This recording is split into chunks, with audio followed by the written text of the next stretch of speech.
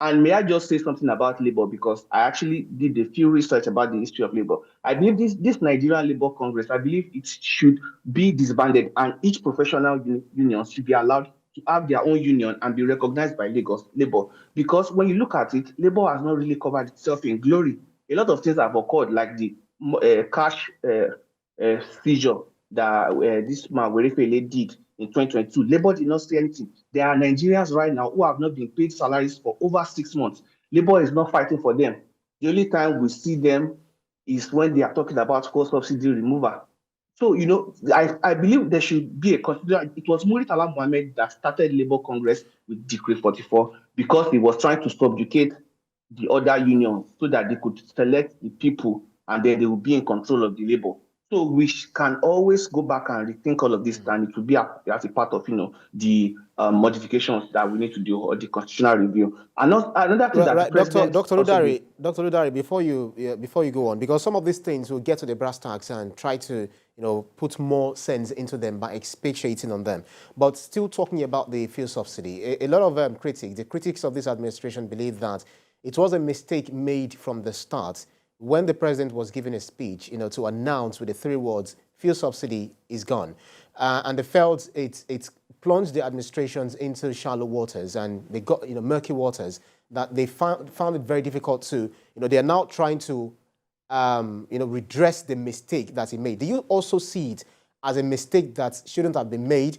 And how has the administration, how much have they done, or the administration done to resolve whatever crisis that these might have, spilled over?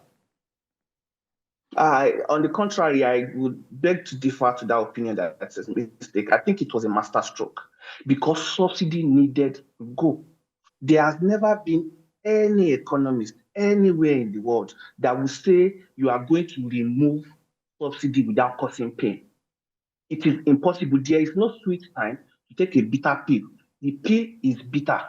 The most important thing is to successfully remove that subsidy. And the way the president did it, in hindsight, is the only way to successfully remove it. That is why Labour has waited 97 days. They could have crippled the economy and all of that if they didn't do it that way. It was shock and awe, and that is the only way to get it out. Because when you think about it, there is no doctor that will tell you I will remove your cancer, but you will not feel pain.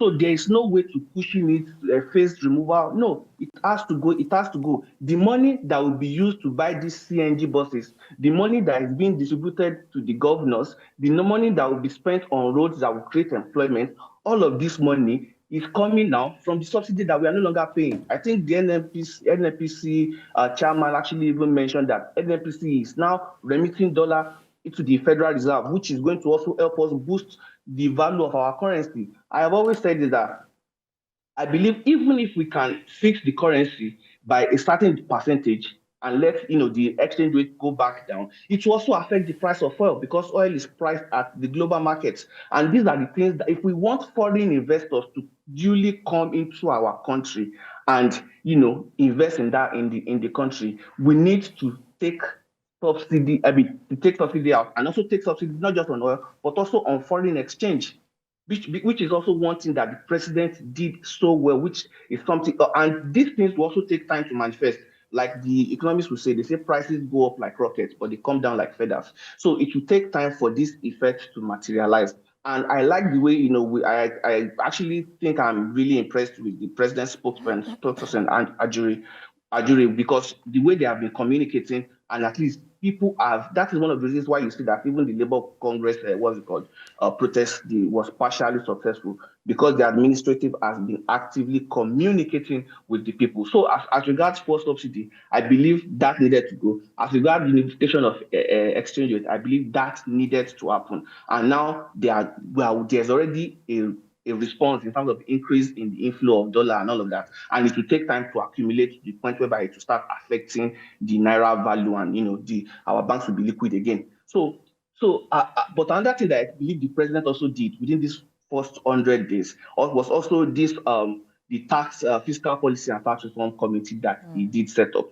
Because to me personally, I believe I am against all forms of protectionism. I see protectionism as you sending your child to school and then giving him 60% of the marks and say you want to guarantee his success. What you have done by giving your child that 60% of the marks before he even wrote an exam is that you have guaranteed his failure. You have guaranteed that he will not get up to 50%. So when you look at something, it is never patriotic to cause any harm to anybody, any form of Nigeria. Why is rice selling for 40,000 naira in Nigeria? If we are not producing enough rice, then you should let rice come in. It is more important for Nigerians to eat than for Nigeria to produce the rice that Nigerians eat. So yes, we are going to keep the farmers afloat. That is what governments do. At the end of the year, you are going to keep on subsidizing their losses. You will make sure they have enough money to stay afloat until they can make the rice that is going to be cheaper than the imported rice. Because remember, imported rice will pay shipping costs and import duty. So if Nigerian grown rice cannot compete with that rice, then we are not yet doing it right. We need to go back and study and make sure that our rice is profitable. It is the same thing with, agbado, and this agbado thing is something that is very funny to me because a lot of Nigerian youths made a lot of noise online about, agbado during this election. A lot of gigabytes of content was posted up on the internet, but the megabytes of knowledge that should be posted in the brain was found wanting. The Nigerian youth that made fun of agbado will go out and buy egg for 200 naira a piece, but they don't know that agbado is the reason that egg costs that much, that we are not producing enough and we need to go back into the farm. And pending the time we go back to the farm, we should not starve ourselves.